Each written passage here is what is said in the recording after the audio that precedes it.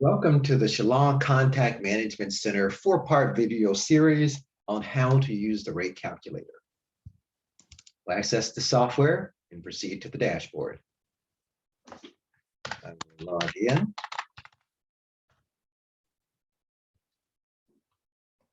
The rate calculator button is this one located to the far right middle of the dashboard. As you can see, the time is being tracked: Eastern Standard, Central Standard, Mountain Time, and Pacific Time. The lists contain all of the states in those time zones. That way, if you're concerned about what time it is in Oregon, you can actually see it's 1:45 on a Saturday. We'll click the rate calculator button, and it will take us to the rate calculation screen. We'll start out with the city of origin. I have a load here that I received from one of my shippers, starting at Plummerville, Arizona. As you can see, the city and state drop-down list consists of, well, the entire list consists of all of the cities and states within the United States that are incorporated. We're sending this load to Plummerville, Arkansas.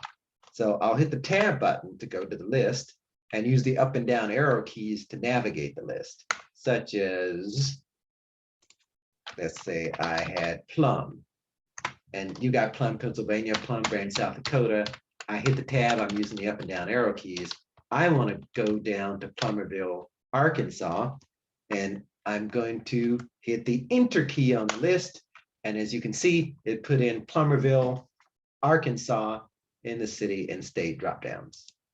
We could also search by zip if we knew the zip. Some shippers actually only send you a zip code, and then you'd search by zip. This load is destined to go to South Sioux City, Nebraska. Yes, we're going to South Sioux City, Nebraska. I'm just going to locate that in the list here, South Sioux City. Here we go. I'll press the enter key. As you can see, Plummerville, Arkansas, and South Sioux City, Nebraska have been selected. Now, if you had sent a load to this particular city and state, or rate calculated for this particular city and state before, the mileage would have actually defaulted into this box, and we would enter the shipper rate. Since we did not, we'll use the map button. This is going to take us to Google Maps, and we'll be able to ensure that the mileage is correct. We'll check to make sure the city and state are correct in Google, and we see that it's 657 miles to the destination. So we'll shrink this out of the way, and it's on the mileage entry segment, we'll enter 657. This shipper wants to pay us $2,057.25. $2,057.25. That's what the shipper is willing to pay. This particular shipper has a non-negotiable rate. So as you can see, the minimum load profit I had set is $50. A factoring company is going to deposit 90% of the value paid to the shipper into my account. We have a quick pay rate of 2% and a factoring fee rate of 5%. Now, I'm not going to enter the carrier rate here. Since I want a $50 per load minimum, I'm going to have the system automatically calculated for me. As you can see, when I hit the calculate button, it determined that I should pay the carrier $1,872.10 flat in order to ensure I have a profit over $50. So the bill to shipper is $2,057.25. The posted carrier rate is $1,872.10. The carrier invoice, that's this minus 2%, is $1,834.66.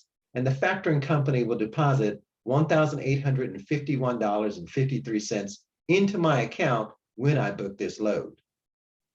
My commission on the load, it'll be $59.87 because I'll make an instant profit of $16.87 once the transaction is completed, because the factoring company is going to deposit $1,851.53 into my account, and I'm going to pay the carrier $1,834.66 from that deposited amount.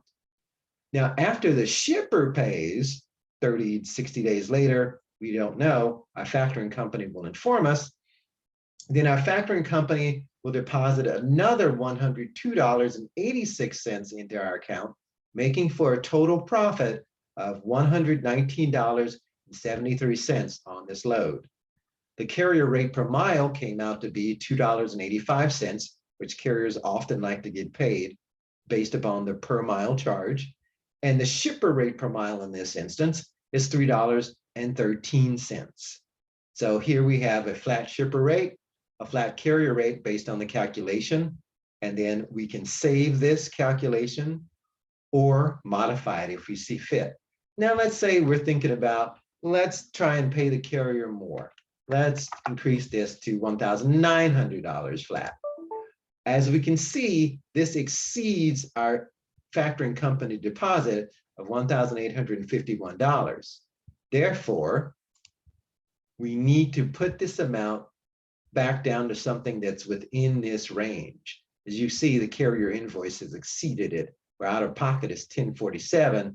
We'll make an instant profit. We'll lose money instantly. However, 30 days later, after the shipper pays, we will make a profit of $92. So based upon whether you have the capital or not, or just want to take the out-of-pocket expense, since it's only $10.47, yet you're going to gain a $92 profit in about a month or two, this would be a lucrative deal. Plus, this bumps up the carrier rate per mile, and the carrier is more than likely to take it because the mileage is greater. But I'm going to erase this and let the computer recalculate it for me back to the amount that keeps my profit with it over $50 and no out-of-pocket expense.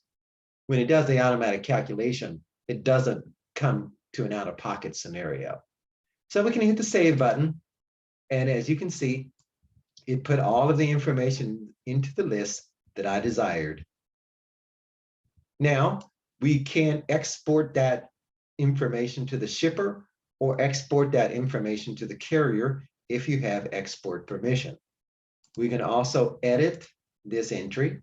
As you can see, it filled in everything as was before and change the prices or change the mileage, whatever needs to be done, and resave it. We'll say that the mileage is really 645 and there was a typo from Google. With the save button, it'll modify that and we can use it for later.